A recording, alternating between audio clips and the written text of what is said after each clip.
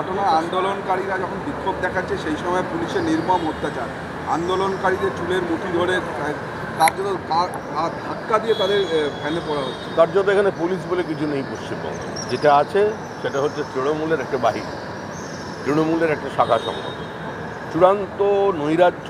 আমরা একটা নৈরাজ্যের বাসিন্দা, আইন শৃঙ্খলা কোনো কিছু অবশিষ্ট নেই রাজ্যে। অসুস্থ মানসিকতার মানুষজন, দুষ্কৃতী, তারা ভয়মুক্ত হয়ে গেছে। তারা মনে করছে এই সরকার তাদের কিছু করতে পারবে না, তাই যথেচ্ছাচার হয়েছে। আরজিকরের ঘটনা চোখে আঙুল দিয়ে দেখিয়ে দিচ্ছে যে হসপিটালের মধ্যে একজন মহিলার চিকিৎসকেরও কোনো নিরাপত্তা নেই। এর থেকে মর্মান্তিক, হৃদয় বিদারক, দুর্ভাগ্যজনক এবং হিংস্র ঘটনা কিছু হতে পারে বলে ভারতবর্ষের অন্য প্রান্তের মানুষের জানা নেই। এই সরকারের আর এক মুহূর্তে টিকে থাকার কোনো অধিকার নেই। একজনকে গ্রেপ্তার করা হচ্ছে, পুলিশ সূত্র খবর তিনিই নাকি গোটা কাণ্ড ঘটিয়েছে। সম্ভব নয়, একজনের পক্ষে ওখানে গিয়ে একজন মহিলা চিকিৎসকের উপরে এই অত্যাচার করা সম্ভব নয়। এটা হতে পারে না, এটা একটা পরিকল্পিত চক্রান্ত যারা করেছে।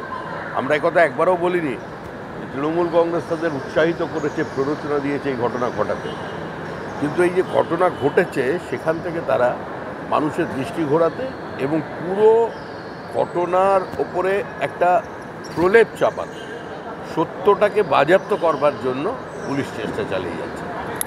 যে অ্যারেস্ট হয়েছে সে, এটা জানা যাচ্ছে পুলিশ সূত্র মারফত খবর, সে কলকাতা পুলিশের অধীনে সিভিক ভলেন্টিয়ার হিসেবে কর্মরত ছিল। সিভিক ভলেন্টিয়াররাই তখন বাদশা। তারা পঞ্চায়েত নির্বাচনে বাড়িতে বাড়িতে গিয়ে প্রার্থী উইথড্র করায় বিরোধিতা, তারা মানুষকে ভীত সন্ত্রস্ত করে।